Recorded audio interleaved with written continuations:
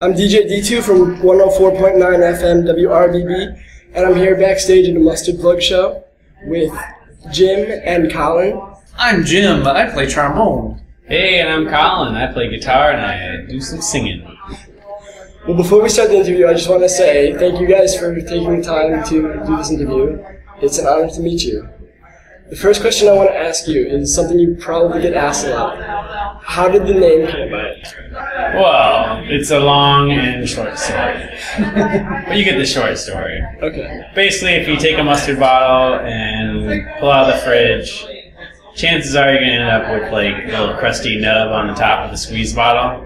And you have to pop it off. Some dude that was in the band for about 3 days, that was his, choice of band names that was in the box of band names for us to be. It seemed like the best choice at the time.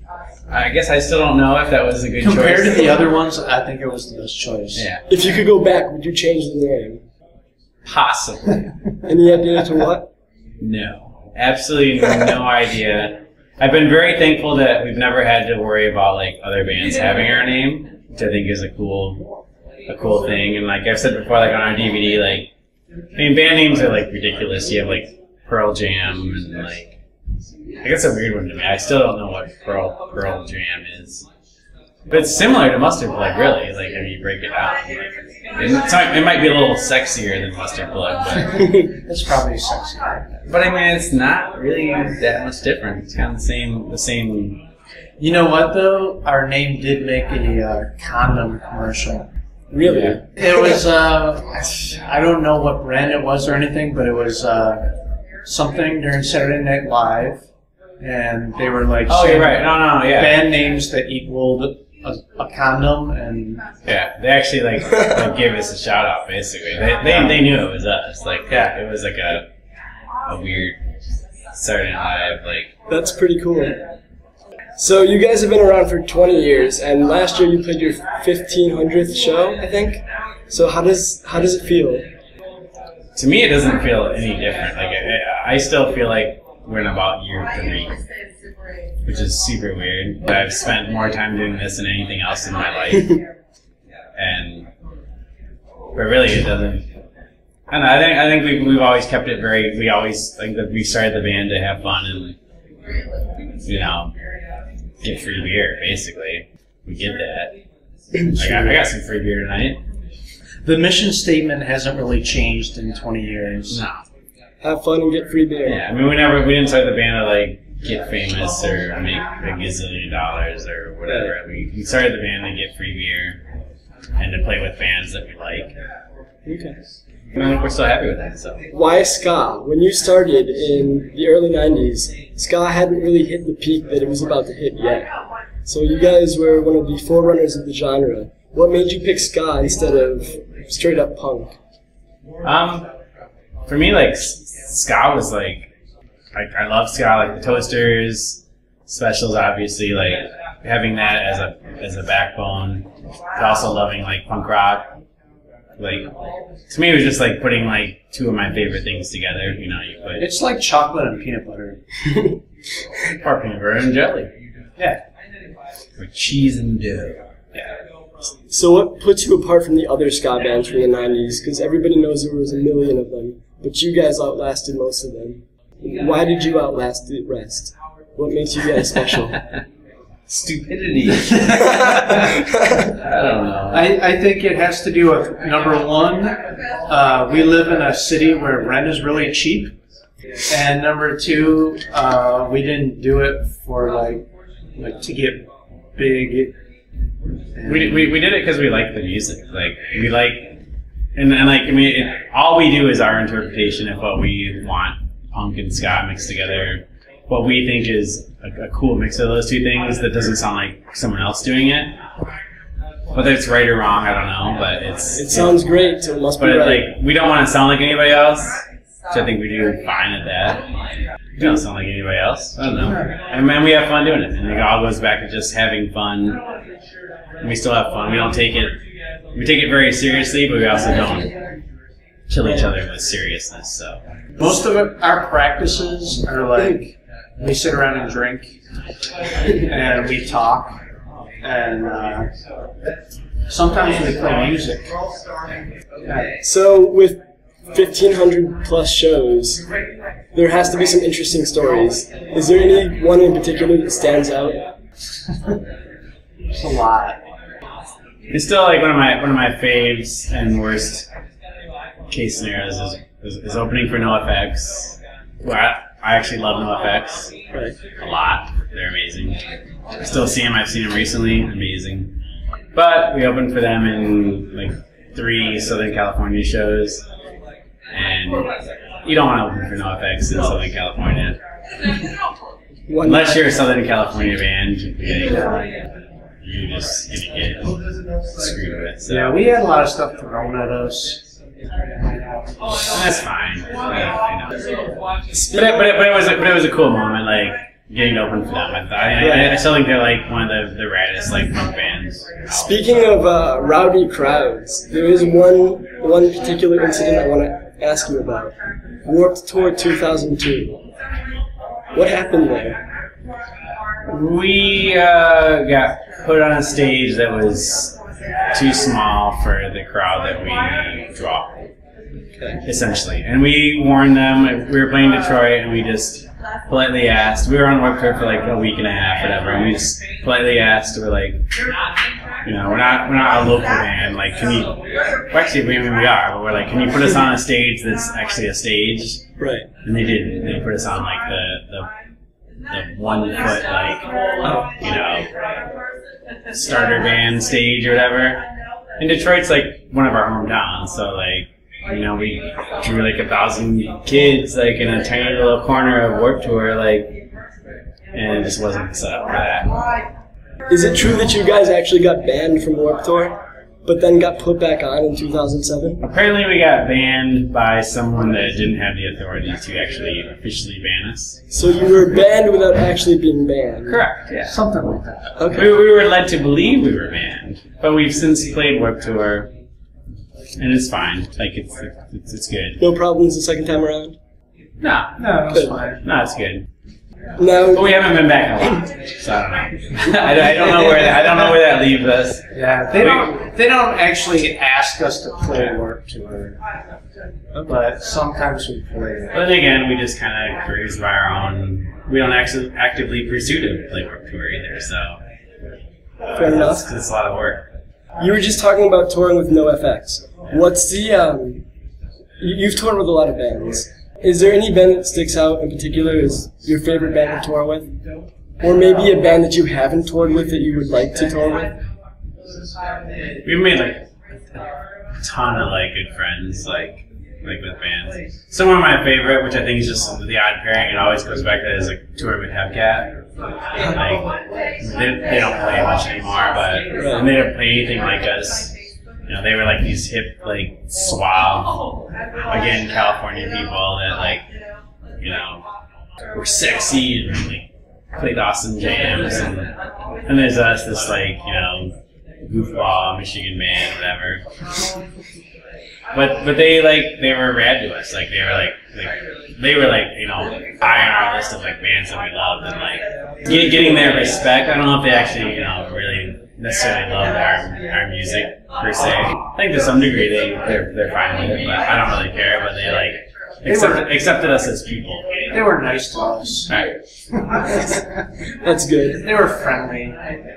Cool. I don't know, we played with so many bands that are just like rad. As long as the band's rad, and it's cool. There's very few that are like not, but there are some that are not. So, what are you guys listening to these days? That's a good question. I'm kind of weird because I do DJ like kind of I'll call it a hipster dance, and I've been DJing for like as long as the band's been around, so for 20 years basically.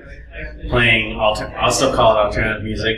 Alternative not meaning Nickelback. Right. Alternative meaning real alternative from an old person's perspective, whatever. But so I still play like all like indie music, electronic stuff, punk stuff a little bit, like Beastie Boys always win. I don't know. it's hard to throw down an album. I'll say I've listened to a lot of the Lonely Island right now. A lot of Saturday Night Live comedy albums. That's what I'm kind of into these days when I drive.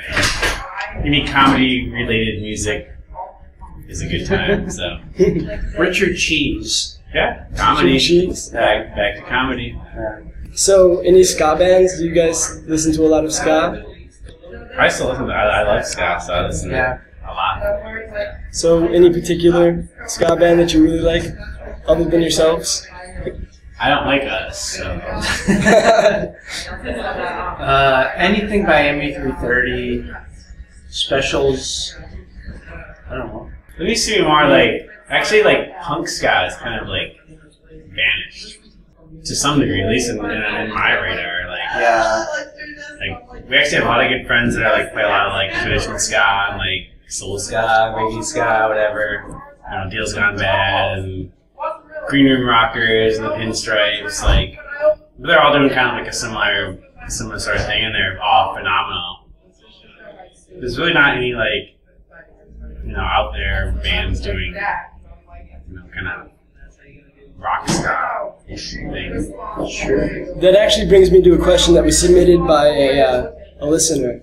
A girl named Julia wants to know, how do you guys respond to the statement that ska is dead and ska has lost its relevance? Well, Dave, our singer, coined the phrase "ska is dead." Well, apparently he and Matt from the Planet Smashers, he actually coined it. So.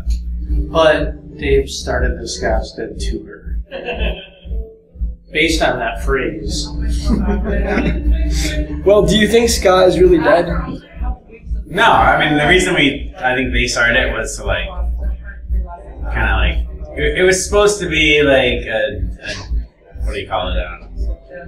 Double entendre, twist, something, thing on some. The point of the tour is to prove that ska wasn't dead? Exactly. Yeah. Okay. And maybe it is. I don't know. Maybe that's why we haven't had a tour in a while. Yeah. I don't know. Well, it's hard to say. I mean, yeah. So we, I guess, came out of the third wave of ska. You guys, Less Than Jake, Real Big Fish, Planet Smashers, MU330, and a lot of bands have broken up. And now, as we just said, a lot of people are saying ska is dead. Do you guys foresee a fourth wave of ska? I don't like sit back and hope for anything. I just, you know, I don't know. I mean, music's like a weird thing. Like, I don't think there's any way to judge when something's going to become popular. Like, it's super random and super weird. Like, right. What will be awesome next? I don't know. But I mean, I think my favorite genres are punk and ska and like random like hip hop or whatever. But like, music in itself is, in all of its facets, it's going to exist. So like, and my favorite music is the music that's not the most popular music. So, not that I don't like popular music, I got my guilty pleasures, so I'm fine with it. I'm not dissing popular music. Everyone has guilty pleasures. Yeah, but I mean, underground music is like its own. It's like its own thing. So. I mean, ska music's always going to be there. It's been there forever, and like, it's not going to go away. There's no way it can like stop. You know what? I have to say that like, alternative and popular music go in waves, and like when one is up, the other one's down. And right now, it's all about pop, kind of cheesy music. But that just means that underground music is going to come back soon. Right. I mean, people like, I mean, they go in waves. I mean, it's waves in every kind of music, you know, like, you hear it for too long and people get like, I want something different. They don't consciously think about it, but they're like, I've heard this stuff for 2 years. I want to hear something fresh and new, and all of a sudden. So hopefully, whether it's ska, I hope it's ska someday. That'd be awesome. Hopefully, ska will be back. Yeah. But I'm not holding my breath. So okay. If it does, I'll be pleasantly surprised, and I will rejoice its acceptance again. If not, I also love that it's punk rock and underground, and the 200 people that come to the show or whatever freaking rock out, and they're the raddest people in town. So that doesn't really matter. Okay. Well, the state of ska as a genre notwithstanding, we know you guys are still going strong. So what's next for Mustard Plug? We're working on a new album. It should be done. We got most of it done. Oh. We're just really slow because we like to drink a lot at practice. But it's not even the drinking that holds us back. Yeah. We just cruise along. I don't know. Yeah, I mean it'll come out eventually, but it'll be good. It'll be like fine wine. It'll be matured, aged to perfection. Exactly. Any idea when we might expect the new album? I don't know. We got most of it written right now. Okay. We got more. Let's say sometime next year, 2012. I would say that. Yeah, sure. Yeah, why not? Let's throw it out there. Okay. Sometime in 2012. The first time it's ever been said, let's throw it down. You got the hot stuff. Yeah, I'm glad I got the exclusive. There you go. You got the exclusive. Well, we're almost out of time, but before we end the interview, I want to thank you again for taking time to answer my questions. And I have one more question. Taking a little bit of a survey. If you could have one superpower, what would it be? I don't know. I've been asked this question before, and I've really never come up with a good answer. And I'm thinking that I could fly, but I don't know. Flying would be fun. Flying's pretty cool. Easier to get to shows. You just see like, screw you guys, I'm going to the next show on my own. Your van would never break down because you wouldn't need a van. But you have to get the gear. Yeah, the gear. Oh. You have to be strong. Yeah. So Jim says flying. What do you say?